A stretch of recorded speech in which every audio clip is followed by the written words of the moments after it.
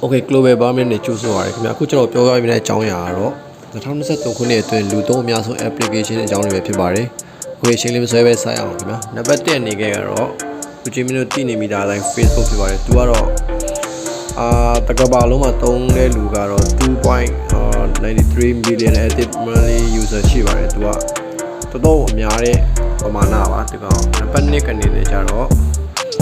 WhatsApp Messenger ဖြစ်ပါတယ်သူကဒီမှာမြန်မာနိုင်ငံမှာတော့တိတ်မသုံးလူရှိကောင်းရှိပါမယ်မြန်မာနိုင်ငံမှာတိတ်မသုံးမနေတခြားနိုင်ငံမှာသုံးတော့သူကျတော့2 billion active monthly user ရှိပါတယ်တော်တော်များတဲ့ပမာဏဖြစ်ပါတယ်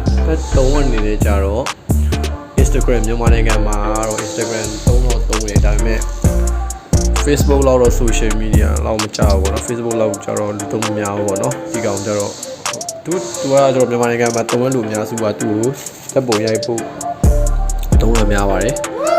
ဘာလို့လဲသူ effect တွေက special effect တွေပါလို့ဆိုပါတယ်။ Number 4ကျတော့လူချင်းမင်းတို့လည်းရင်းနှီးမိတာဖြစ်မှာပါ။ဒီကောင်ကျတော့ Facebook Messenger ဖြစ်ပါတယ်။သူကတော့1.3 billion active monthly user ရှိပါတယ်ခင်ဗျာ။ Number 5ကျတော့သူမြန်မာနိုင်ငံမှာဒီမကပဲတကဘာလုံးမှာလူသုံးအများကလေးလူကြီးပါမချအကုန်တည်တဲ့application ဖြစ်ပါတယ်သူက TikTok ဖြစ်ပါတယ်1 billion active monthly user ရှိပါတယ်နံပါတ်6ကျတော့ Amazon ကျတော့ပစ္စည်းတွေမှာတဲ့ဟာတွေဖြစ်ပါတယ်သူက Amazon application သူကလူသုံးရမ်းများတယ်ပေါ့နော်သူလည်း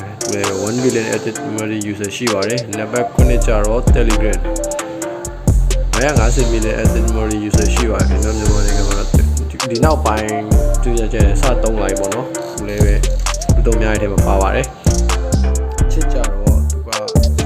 ချစ်ကြဖြစ်ပါတယ်ချစ်ကြကြတော့မြန်မာနိုင်ငံမှာလည်းအလောက်မဟုတ်ဘူးเนาะဒါပေမဲ့တခြားဥရောပနိုင်ငံတွေကမှဆိုတော့လူသုံးများတဲ့ application တွေပါတယ်သူကနံပါတ်8မှာရည်နေပါတယ်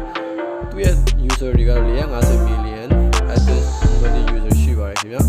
နံပါတ်9ကျတော့ Spotify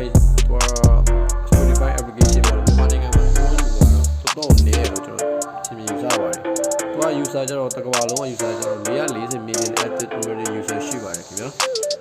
နောက်ဆုံးအနေနဲ့လူသုံးများတဲ့ application ကျွန်တော်ပြောဆိုရင် Netflix ဖြစ်ပါတယ်နံပါတ်10နေအောင်ရည်တည်နေပါတယ် Netflix ကနေ23 million active monthly user ရှိပါတယ်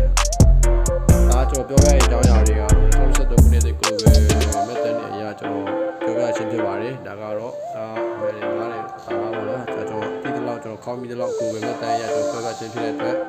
အားလုံးကိုကျေးဇူးတင်ပါတယ်ခင်ဗျာ